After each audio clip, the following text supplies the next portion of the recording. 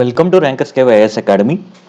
ఈరోజు మనం ఈ వీడియోలో ప్రిలిమినరీ ఎగ్జామినేషన్ని ఎందుకు స్టూడెంట్స్ ఫెయిల్ అవుతారు అనే విషయంపై డిస్కస్ చేద్దాం. జనరల్గా స్టూడెంట్స్ చేసే మిస్టేక్స్ ఏంటి, ఎందుకు వాళ్ళు చాలా డ్రీమ్స్తో ప్రిపరేషన్ స్టార్ట్ చేసినా కూడా ప్రిలిమినరీ క్లియర్ చేయడంలో ఇబ్బంది పడతారో చూద్దాం. నేను ప్రతిసారి ప్రిలిమినరీ రాసిన 110+ ఎప్పుడూ వచ్చేవి. ఆ ఎక్స్పీరియన్స్తో నేను ఈ వీడియో చేయడం జరిగింది. నేను గమనించింది ఏంటంటే సివిల్ సర్వీసెస్ నేచర్ ఆఫ్ ఎగ్జామ్ని చాలామంది తక్కువ అర్థం చేసుకుంటున్నారు. They are underestimating the nature of exam. యాక్చువల్గా ఇది ఒక ఎగ్జామ్ డిఫరెంట్ ఎగ్జామ్స్ కానీ ఎందుకు డిఫరెన్స్ అంటే మిమ్మల్ని లీడర్షిప్ రోల్ కోసం అనేది ఎగ్జామ్ తీసుకుంటుంది. మీరు సివిల్ సర్వీసెస్లో సెలెక్ట్ అయితే, మీరు ఐఏఎస్ ఆర్ ఐపీఎస్ అయితే, you will be the leader in any organisation. You will lead the people, you will manage resources, you will impact the lives of the people, you have to respond crisis situation. Hence this examination is checking not only knowledge, it is checking analytical skills, decision making power, handling crisis, handling people, how one is responding to the unknown situation. ఇవన్నీ కూడా నువ్వు check చేస్తుంది. అందువలన preliminary questions కానీ mains questions కానీ మిగతా ఎగ్జామ్స్తో పోలిస్తే డిఫరెంట్గా ఉంటాయి. హవెవర్ చాలామంది స్టూడెంట్స్ ఏమనుకుంటున్నారంటే నా గ్రూప్ 2 కోచింగ్తో గ్రూప్ 1 కోచింగ్తో సరిపోతుంది, ఆ ప్రిపరేషన్ సరిపోతుందని అనుకుంటున్నారు. అది ఫండమెంటల్గా రాంగ్. రెండో మిస్టేక్ ఏం చేస్తున్నారంటే సిలబస్ని సరైన వేలో అర్థం చేసుకోవట్లేదు. ముందు చదవట్లేదు, చదివినా కూడా డెప్త్ ఆఫ్ ద సిలబస్ అర్థం చేసుకోవట్లేదు. ఫర్ ఎగ్జాంపుల్ పీవైక్యూస్ అనాలిసిస్ చేస్తే సిలబస్ యొక్క ఇంపార్టెన్స్ మనకు అర్థమవుతుంది.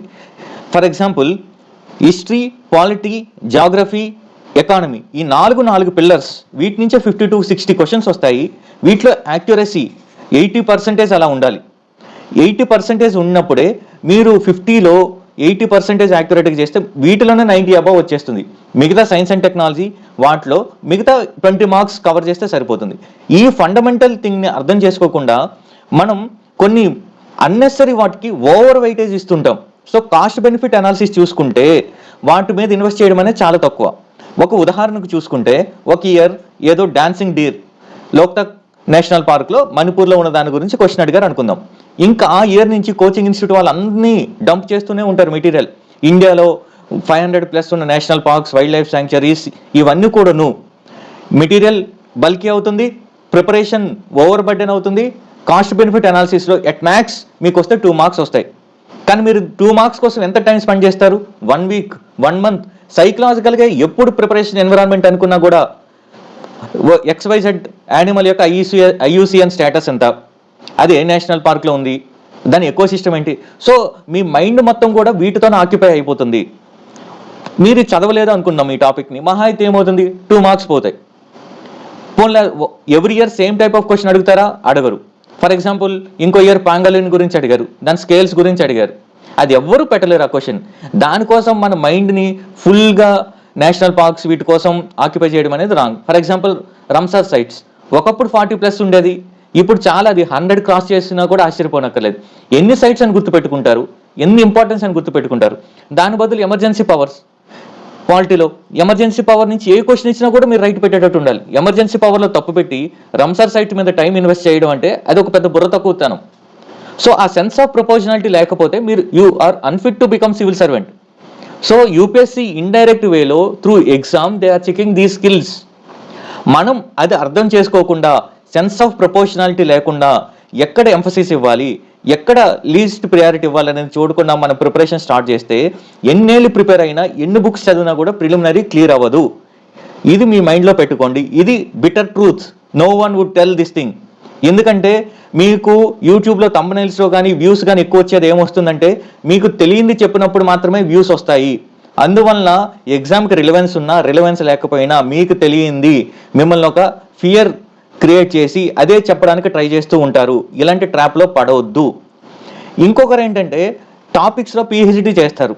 ఫర్ ఎగ్జాంపుల్ ఇజ్రాయిల్ హమాస్ గొడవ తీసుకుంటే దానికి ఎగ్జామ్కి ఎంత చదవాలి అంత చదవండి, అంతే తప్ప మీరు JNUలో OUలో PhD ఇంటర్నేషనల్ రిలేషన్స్ మీద చేస్తున్న స్కాలర్లా చదవద్దు. మీరు ఒకవేళ మీకు బోల్డ్ అంత ఇన్ఫర్మేషన్ తెలిసినా కూడా ప్రిలిమినరీలో అంత అడగరు. మెయిన్స్లో మీకు తెలిసినా కూడా 10 మార్కర్ క్వశ్చన్కి లేదా 15 మార్కర్ క్వశ్చన్కి అంత రాయలేరు. టైం సరిపోదు, స్పేస్ సరిపోదు. ఈ రెండు మీకు రాసినా కూడా వాడికి అర్థం కాదు. సో ఇది బురదలో పోసిన పన్నీర్ అవుతుంది. ఫర్ ఎగ్జాంపుల్ చాలామంది ఏం చేస్తారంటే ఒక టాపిక్ తెలుసుకుందామని బ్రౌజింగ్ ఓపెన్ చేస్తారు గూగుల్లో, దాని నుంచి సబ్ టాపిక్ ఆ రోజంతా వేస్ట్ అయిపోద్ది. ఎట్ ద ఎండ్ పడుకునే ముందు చూస్తే ఈరోజు ఏం చదివామంటే ఏం చదవలేదు. పోనీ దానివల్ల మార్క్స్ వస్తాయంటే మార్క్స్ రావు. సో దీని ఎఫెక్టివ్ వేలో మనం ప్రిపరేషన్ చేయనట్టు. ఇలాంటి అన్నెసరీ పిహెచ్డి చేయొద్దు. ఒకవేళ మీకు ఇంట్రెస్ట్ ఉంటే సివిల్ సర్వీసెస్ ఆపేసి ఏదైనా యూనివర్సిటీలో పిహెచ్డికి ఎన్రోల్ అయితే అక్కడ ఎక్సెల్ అవ్వచ్చు మీరు. సివిల్ సర్వీసెస్ మీకు జనరలిస్ట్ ఎగ్జామ్, మీకు ప్రతి దాంట్లో కూడాను కొంత ఇన్ఫర్మేషన్ తెలిస్తే సరిపోతుంది, ఆప్షనల్లో ఇన్డెప్త్ తెలిస్తే సరిపోతుంది.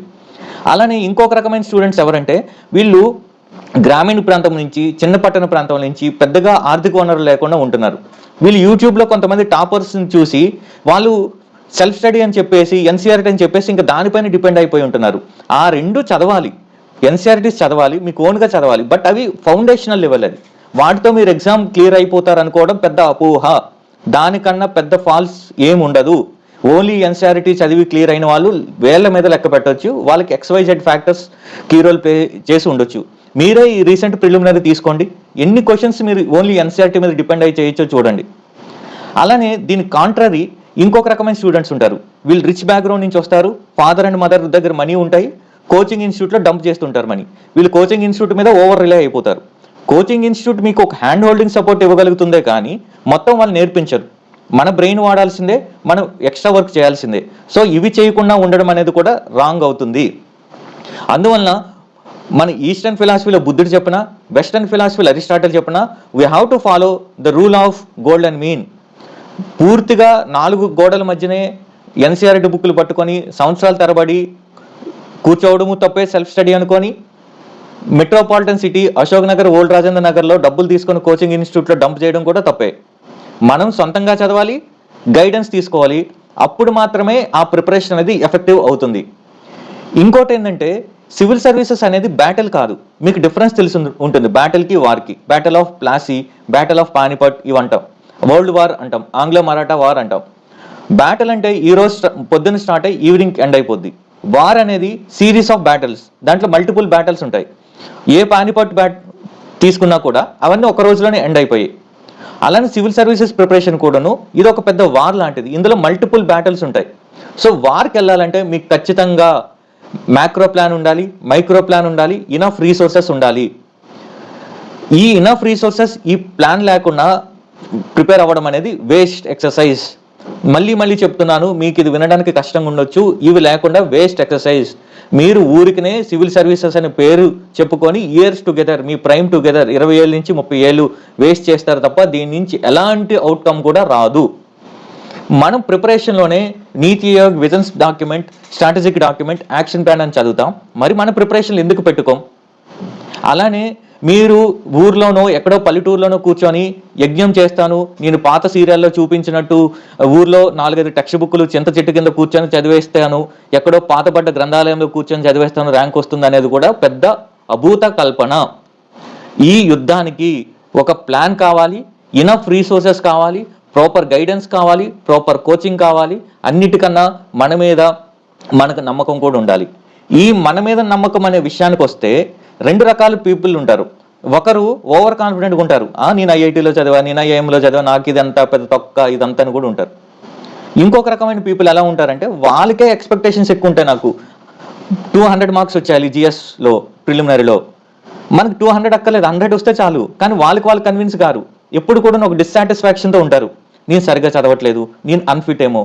వాళ్ళకి స్కిల్ ఉంటుంది, నాలెడ్జ్ ఉంటుంది, కానీ ఓవర్ కాన్ఫిడెన్స్ ఉండడం వల్ల వాళ్ళు ఎగ్జామ్లో సిల్లీ మిస్టేక్స్ చేసి ఎగ్జామ్ ఫెయిల్ అవుతూ ఉంటారు. సో మళ్ళీ ఇక్కడ గోల్డెన్ మీన్, మధ్య మార్గం. అటు అండర్ కాన్ఫిడెన్స్ ఉండకూడదు, ఇటు ఓవర్ కాన్ఫిడెన్స్ ఉండకూడదు. What we need is confidence. అలానే చాలామంది ఈ సివిల్ సర్వీసెస్ అంటే రీడింగ్, గంటల తరబడి పుస్తకాల ముందు కూర్చొని చదవడం అనుకుంటారు. చదవడం అనేది ఒక aspect, reading is only 1 dimension. Other dimensions ఏంటంటే revision, active recall and writing. మీరు చదివింది రివిజన్ చేయాలి, రివిజన్ చేసి రీకాల్ చేయగలగాలి విత్ ఇన్ టైమ్ అండ్ స్పేస్లో. అలానే దానికి చెయ్యాలి అంటే ఖచ్చితంగా టెస్టులు రాయాలి. ప్రిలిమినరీలో ఎంసీక్యూస్ రాస్తారు, మెయిన్స్లో డిస్క్రిప్టివ్ రాస్తారు. వీటికి అదనంగా సీసాట్ని నెగ్లెక్ట్ చేయకూడదు. మరీ ముఖ్యంగా నేను ఈ మధ్యన చాలామంది స్టూడెంట్స్ గమనించింది, వాళ్ళు ఈఎంఐ అప్రోచ్ తీసుకుంటున్నారు ఎగ్జామ్లో. ఏంటి ఈఎంఐ అప్రోచ్ అంటే, ఇయర్ నేను ప్రిలిమినరీ చదువుతా సార్, నెక్స్ట్ ఇయర్ మెయిన్స్ చదువుతా, ఆ నెక్స్ట్ ఇయర్ ఇంటర్వ్యూ సంగతి చూస్తాను. ఈ ఫ్రాగ్మెంటెడ్ అప్రోచ్ అనేది ది వర్స్ట్ అప్రోచ్. ఎవరు చెప్తున్నారో ఇలా కానీ, ఎందుకు ఇలా స్టూడెంట్స్ని టైం వేస్ట్ చేస్తున్నారో కానీ వాళ్ళు ఈ చెప్పడం మానేయాలి, స్టూడెంట్స్ కూడా వినడం మానేయాలి. నేను చాలా బాధతో చెప్తున్నాను ఈ మాట. నన్ను ఎవరైనా సార్ ఇయర్ ప్రిలిమినరీ క్లియర్ అవ్వాలి, మెంటర్షిప్ ఇవ్వండి అంటే నేను తిడుతున్నాను వాళ్ళని. బాబు, ప్రిలిమినరీ క్లియర్ అయితే సరిపోదు, మెయిన్స్ క్లియర్ అవ్వాలి, ఇంటర్వ్యూ కూడా క్లియర్ అవ్వాలి, అప్పుడే మీరు ఎగ్జామ్ పాస్ అయినట్టు. ఈ ఇన్స్టాల్మెంట్ ప్రాసెస్ వద్దు. ఒక టాపిక్ తీసుకుంటే, ఫండమెంటల్ రైట్స్ తీసుకుంటే, అది ప్రిలిమినరీకి ఎలా చదవాలి, మెయిన్స్కి ఎలా చదవాలి, ఇంటర్వ్యూలో ఎలా అడుగుతారు. సో ఇది హోలిస్టిక్ అప్రోచ్ ఉండాలి తప్ప ఈ హాఫ్ మీల్స్, ఈ హాఫ్ బేక్డ్ అప్రోచ్ ఉండకూడదు. అలానే చాలామంది ఆర్థోడాక్స్గా చదువుతారు. ఇదేదో డిగ్రీ కాలేజ్ ఎగ్జామ్స్లా క్వశ్చన్ వస్తేనే నేను రాస్తాను, మెటీరియల్లో ఉన్న క్వశ్చన్నే ఇవ్వాలి. ఇది ఒక ఫండమెంటల్గా ఫ్లాడ్ కాన్సెప్ట్. ఇది అన్ఆర్థోడాక్స్ ఉండాలి, అవుట్ ఆఫ్ బాక్స్ ఉండాలి. సివిల్ సర్వీస్ అంటే ఉన్న రూల్స్ని ఇంప్లిమెంట్ చేయడానికి మీరెందుకు, ఒక మిషన్ పెడితే సరిపోద్ది. సో కొత్తగా ఛాలెంజెస్ వస్తాయి, కొత్త ప్రాబ్లమ్స్ వస్తాయి, అప్పుడు మీరు అవుట్ ఆఫ్ బాక్స్ థింక్ చేయగలగాలి. అలా కాకుండా ఇదే క్వశ్చన్ చదివాను, ఇలానే క్వశ్చన్ ఇస్తే రాస్తానంటే కుదరదు. అందువల్ల ఓన్లీ మీకు తెలిసిన దాని మీదే కాదు, ఎఫిషియెంట్గా ఉండాలి. దానికోసం ఎలిమినేషన్ టెక్నిక్స్ లాంటివి కూడా వాడాలి.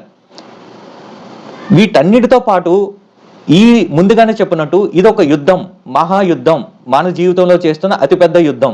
ఈ యుద్ధంలో స్ట్రాటజీ ఉండాలి, రీసోర్సెస్ ఉండాలి, విల్ పవర్ ఉండాలి, వీటన్నిటికీ మించి కన్సిస్టెన్సీ ఉండాలి. ఇది 3 నెలల్లో ముగిసిపోయే ముచ్చట కాదు. ఒకరోజు చదువుతారు, వారం రోజులు చదువుతారు, మహా అయితే 4 రోజులు చదువుతున్నారు. కానీ కన్సిస్టెంట్గా సంవత్సరం చదువుతున్నారా, సంవత్సరంన్నర చదువుతున్నారా? అలా చదివినప్పుడే ఎగ్జామ్ క్లియర్ అవుతారు. ఈ రోజు 3 బాగుంది కదా అని 11 గంటలు చదవడం, నెక్స్ట్ రోజు 0 గంటలు చదవడం, అది useless preparation. So consistency is key. అందువలన ఈ ఫండమెంటల్ మిస్టేక్స్ చేయకుండా మీ ప్రిపరేషన్ని సరిదిద్దుకోండి. ఈ క్రమంలో ఏ హెల్ప్ కావాలన్నా టెలిగ్రామ్ గ్రూప్లో జాయిన్ అవ్వండి, కింద డిస్క్రిప్షన్ ఉంది. నన్ను కాంటాక్ట్ అయితే మీకు ఎలాంటి గైడెన్స్ కావాలన్నా కూడా నేను ప్రొవైడ్ చేస్తాను. Thank you.